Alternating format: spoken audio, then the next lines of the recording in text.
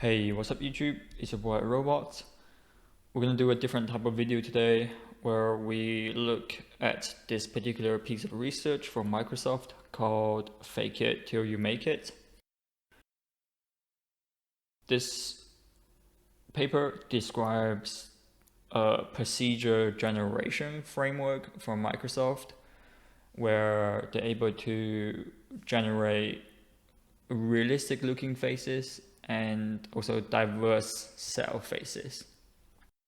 The primary purpose for this framework is to generate synthetic datasets for the purpose of machine learning. So we can kind of touch on that a little bit. We're going to kind of explain how this is used just in a little bit. But first, I wanted to show you guys all the different faces that it's able to generate.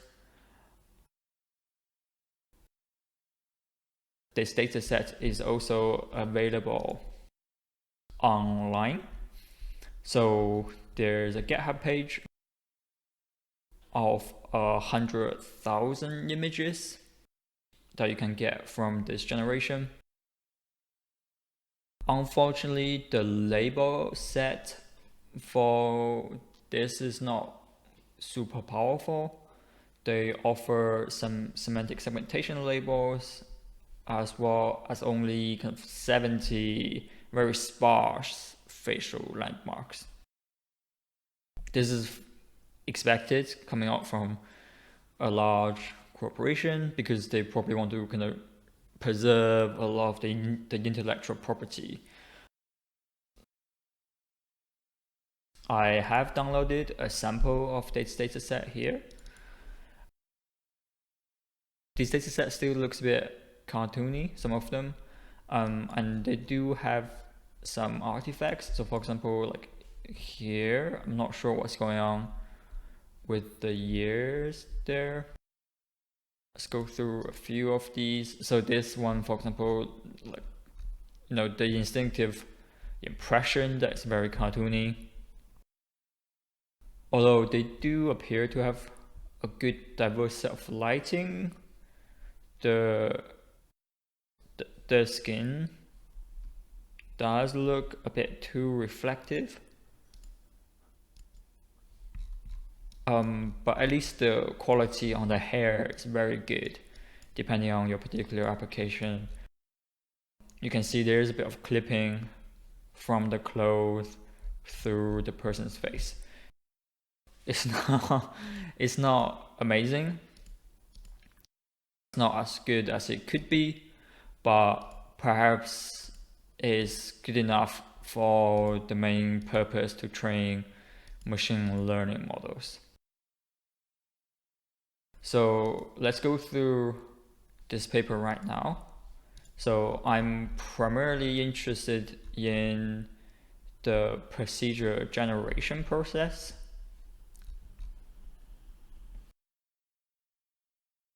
So first, let's touch on the main motivation for this paper. All right. And the main motivation is not to use it to generate a diverse set of game characters, but rather they want to use it for machine learning. A lot of modern machine learning, when I say modern, I guess what I really mean is deep neural network. Convolutional neural network, for example, thrives in regime of big data and lots of supervised training.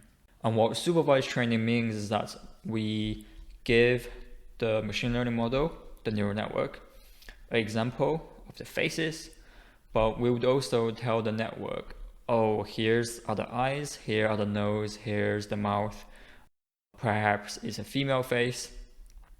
And throughout thousands and thousands and sometimes hundreds thousands of examples, the network goes and learns that there's a particular underlying relationship between these two data sets. So the network can then able to kind of predict new faces because it's learned from thousands and hundreds and thousands of examples. Now, the paper is looking to address the domain gap problem. So particularly if we look at this left image here, we can generate synthetic data like very low quality polygons. And we can provide that as a training example to our neural network. However, if we develop a model within this kind of training regime and we look to apply the model within the real world, what we would find is that our model won't behave in a predictable way, but also probably have really bad performance. And this is because the data that we use to train the model is not very representative of the production environments in which we want to deploy the model. And we would probably say that then these two kind of world that we live in would have a very large domain gap.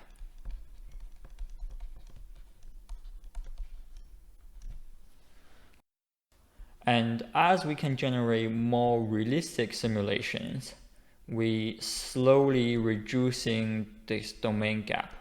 The most extreme example being that, if we can simulate the universe perfectly, we can generate the images perfectly, and there will be no domain gap between our training and our testing. And the reason that we want to use synthetic data here is because some of the training examples we want to provide to the model is difficult for us to label. So to give you a very simplified example, perhaps we only want to predict where the eyes are. This is relatively simple to label because all we need is the XY position within this image plane of where the eyes are. Of course, this gets a lot more tedious if we want to do 100,000 images, but still very much doable.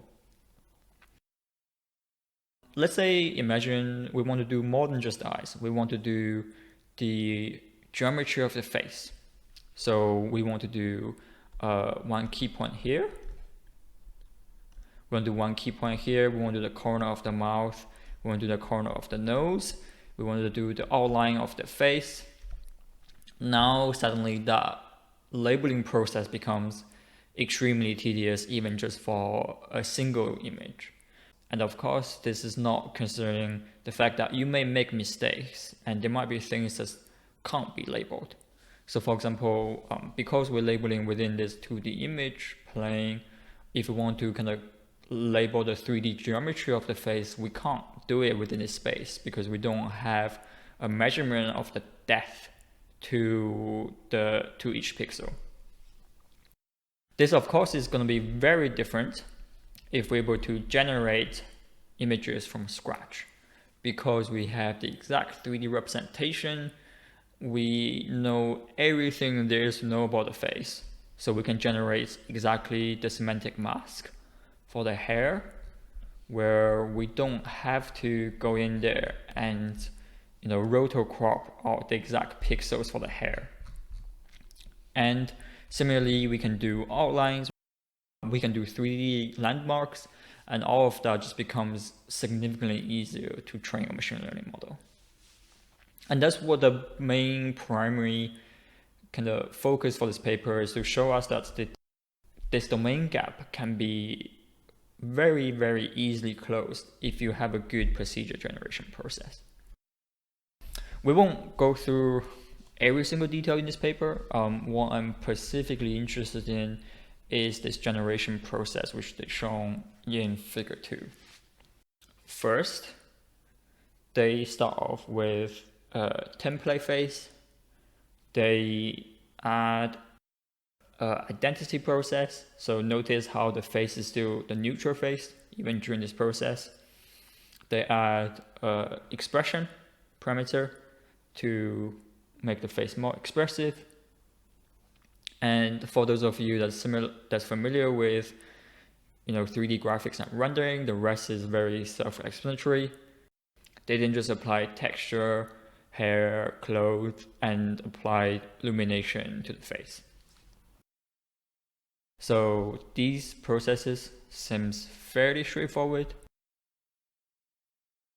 And let's take a kind of slightly in-depth look at how they kind of came up with the first 3 stages. Synthesized face images.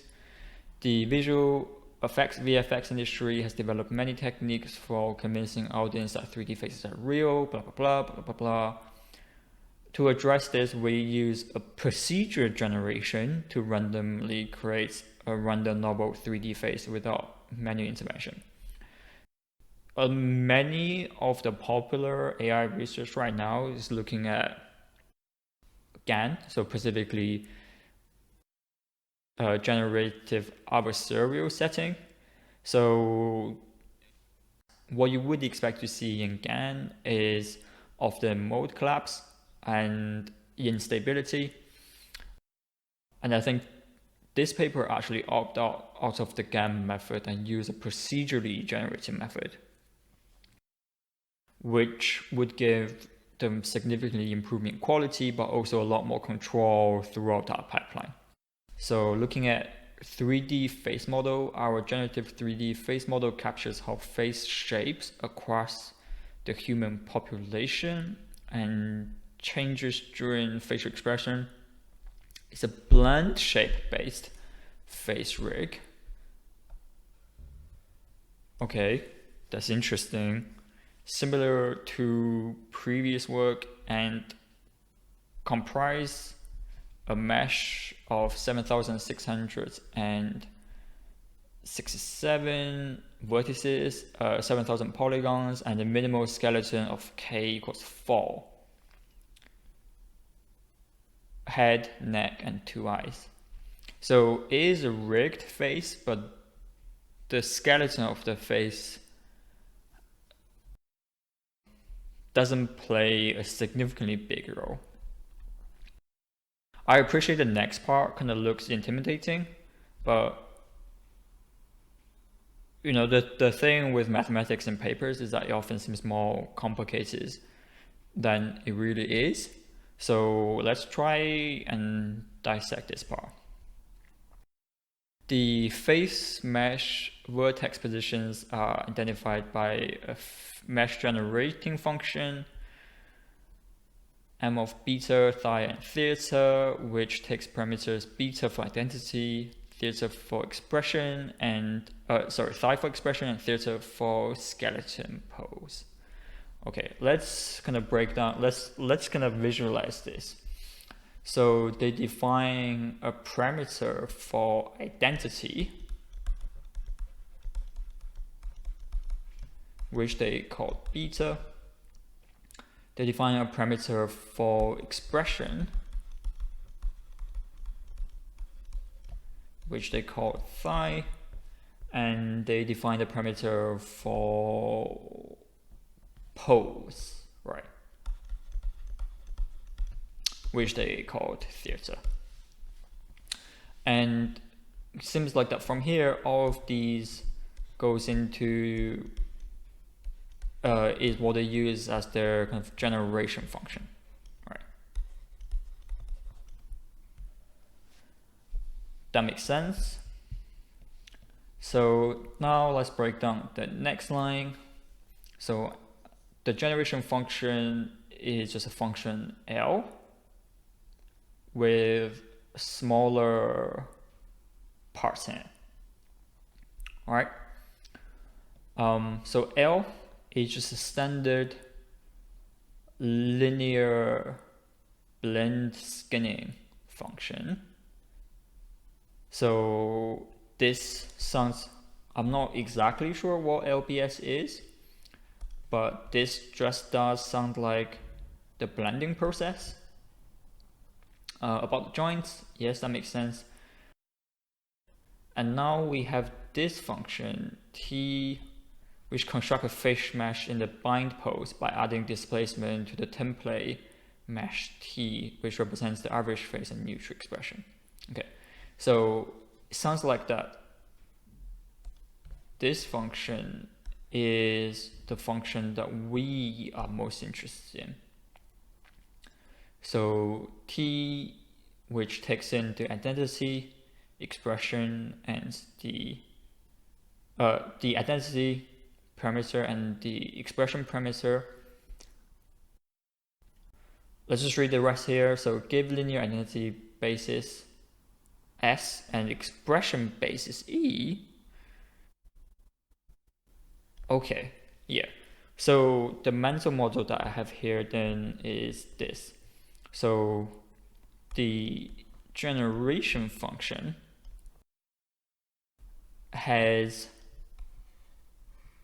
consists of a function called LBS, which is the linear blend skinning, but the LBS is made of this function T. Now, if we look at T, then I'm going to dedicate a lot of space for this. So it looks like T takes identity and takes expression, right? But T is made from 3 components. So we have T bar, we have this component called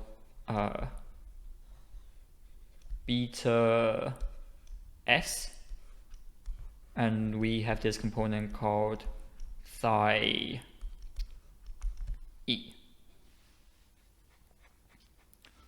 Right, so if we can break down into a visual picture for this, we have a neutral face. So they have a template mesh. So that would be the most average face. They manipulate that face using the identity component, and then they manipulate that face using the expression component, which means at the end of the result here, they would have a face mesh that has both expression and identity built into it. Now the question is, they may have an identity parameter and they may have expression parameter, but how do they know, like, what's this identity basis and what's this expression basis, right? It looks like they immediately explain this here. So we learn the identity basis S from high quality 3D scans of 511 individuals with neutral expression. Each scan was cleaned and registered to topology of the template face using commercial software. So this is a very, it sounds like this is a very expensive process. So looking at figure 5, not only they performed 3D scanning for 511 faces, right? They also registered those faces to a standard template face, which would require the work of, I imagine, 3D artists to kind of conform all of those into a standard template. And of course they have to clean that as well, right? So in order to get this parameter S, which is the identity IDN identity basis, they have to do 3D scan, they have to do cleaning of the mesh,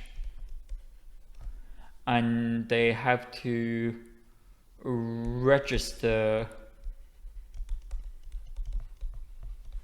the mesh to a standard template face.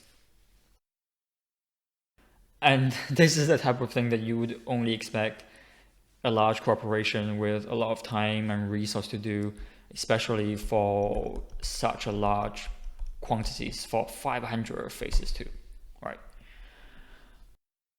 But looks like that once they have that face, they can then jointly fit identity basis S and parameter beta d. So remember here, beta is the identity parameter in order to generate novel face shapes. We fit a multivariate normal distribution to the fitted identity parameter and sample from it. See figure 3.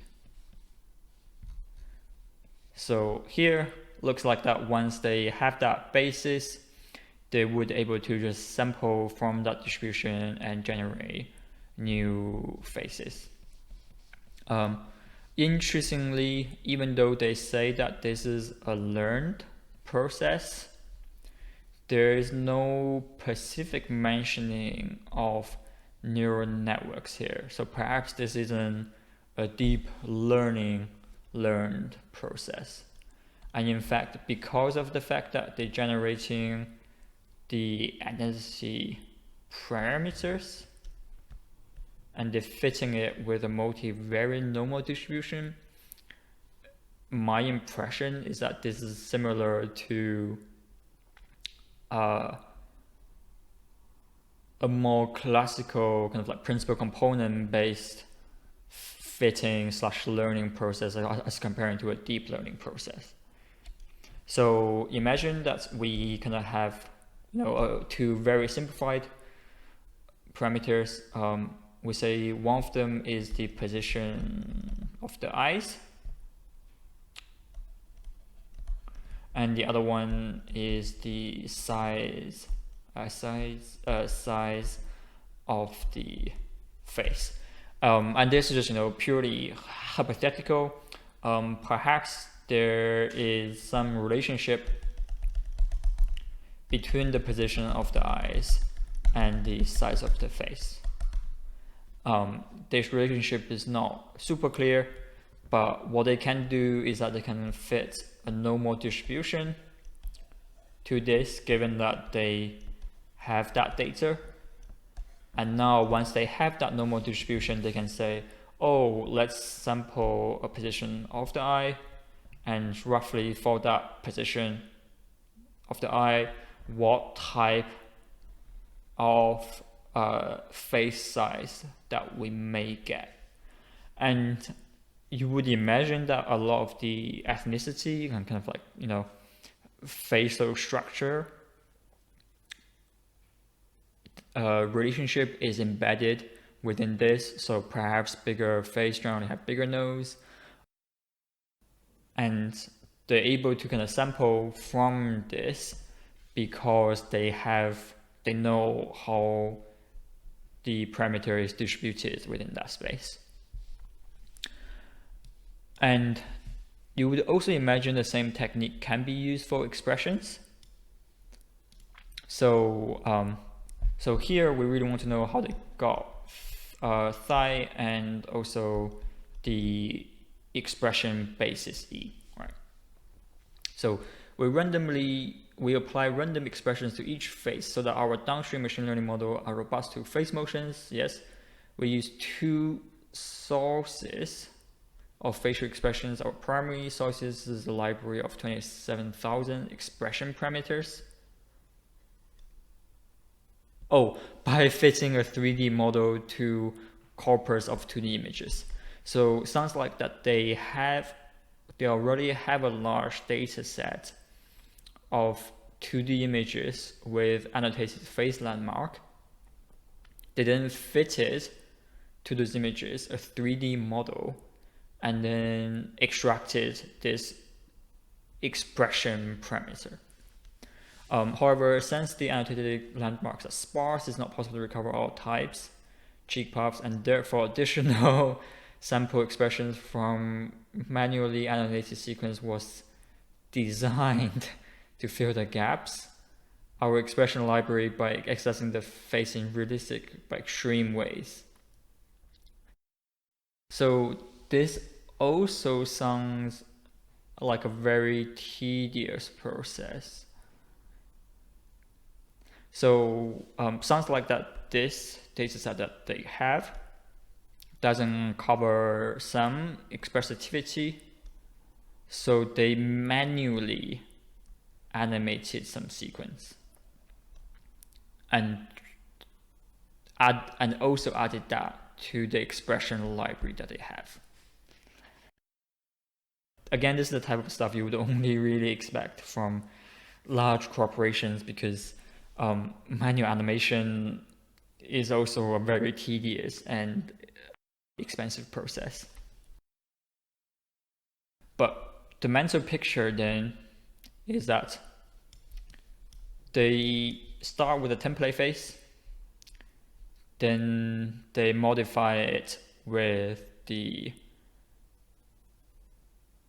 identity modifier, and they modify it with the expression modifier. They know how to modify it using the identity modifier because they have a huge library of identity, and they're able to sample from that library. They're able to parameterize that library and sample from it. And similarly, for the expression modifier, they have a huge expression library that's also supplemented by animation, produced by 3D artists, and they're able to parameterize and sample from the expression library because they have such a huge library for it. Yeah, this seems very difficult. If you want to follow this exact procedure pipeline, this seems like that it would be very difficult for an individual to do. And perhaps that's why Microsoft is so liberal with publishing this type of research, given how cagey they are about many of their ML learnings. And I think maybe for completeness, let's just go through textures as well. So looks like they're going for 8K textures. They're extracting the albedo texture skin, but also 2 displace maps. So I assume these are very similar to, or exactly is the bump map that you would usually get in computer graphics. In order to extract that albedo map though, they have to ensure that during the 3D scanning process, the face is even lit, so that they're able to just kind of take the RGB channel as the albedo map. Because if the face isn't evenly lit, a lot of the illumination would also be embedded into that albedo map as well.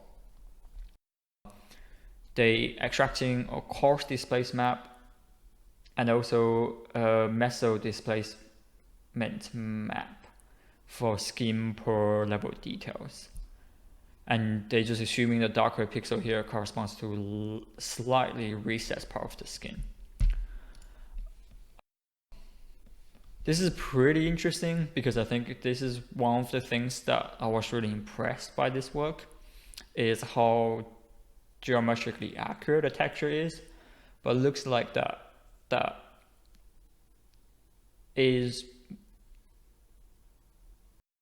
imitated through bump maps as comparing to represented by the actual underlying geometry itself.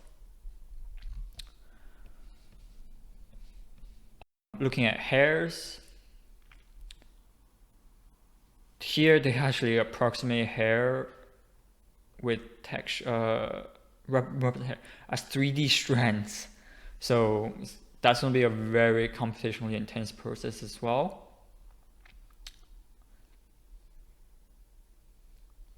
They have a hair library including 512 scope hairstyles, 162 eyebrows, 142 beards, and 42 self eyelashes. Each asset was authored by a groom artist who specialized in creating digital hair. At rendering time, okay, yeah, so it seems like, they also have a huge groom library in addition to the huge, identity library and a huge expression library as well. Looking at clothing, I suspect we will see a very similar theme here.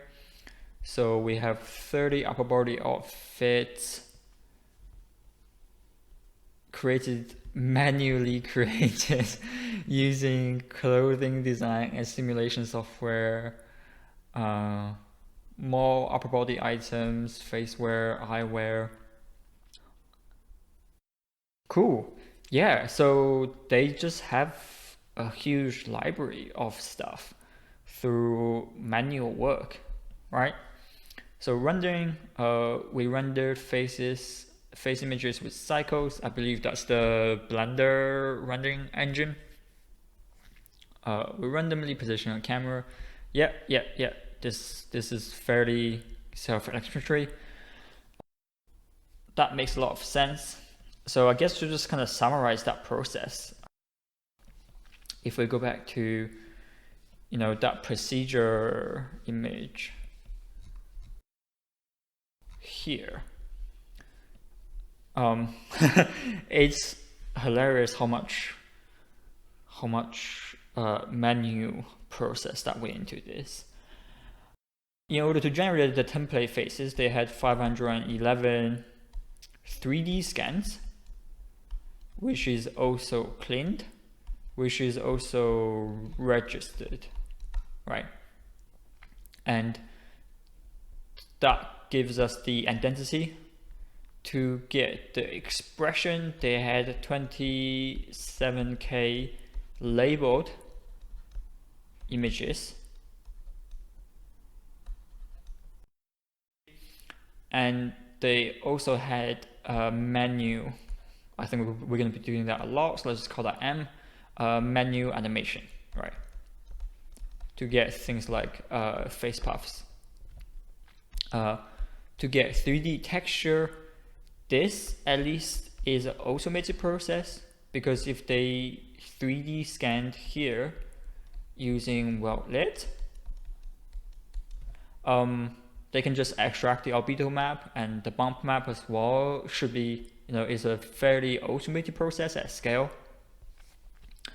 To get hair, however, they had 3D artists that's specifically specialized at designing those type of hair, right? And I don't remember the number here, but if we check this, so they have 512, 162 eyebrows, 142 beards, and 42 self eyelashes. 10, 5, 858. So they had a huge groom library of 858 hairs, as well as a huge 3D closet, right? 3D wardrobe. And then they put that into Blender to render it. I suspect, this we can check in the paper, but this looks very much like HDRI backgrounds, so they would have needed a library of that. Awesome. I think this piece of research is probably going to be very, impractical for an individual to use, given the necessity for a large asset library, not, just in 3D scanning, animation, but also different type of design. but also just how much manual labor went into this procedure generation process. It absolutely makes sense for Microsoft to invest in the procedure generation technology because they have their, from a business perspective, they need to make sure they capture part of the market, given that it's a growing market. But for a small independent developer like me, this process seems, although interesting, very much unachievable. Perhaps, we could look to implement a smaller set of 3D scanning. Perhaps we could look to have automated generated expression through a more complicated rigging system. Texture, hair, clothes, and environment is, relatively straightforward. You can go out and just buy lots of assets for this type of things, although you're gonna have to invest in lots of work to make sure the assets can be fitted.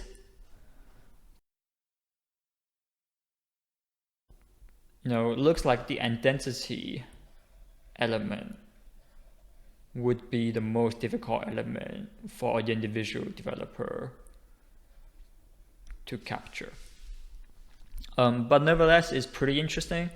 It's specifically interesting how they separated out the identity component with the expression component.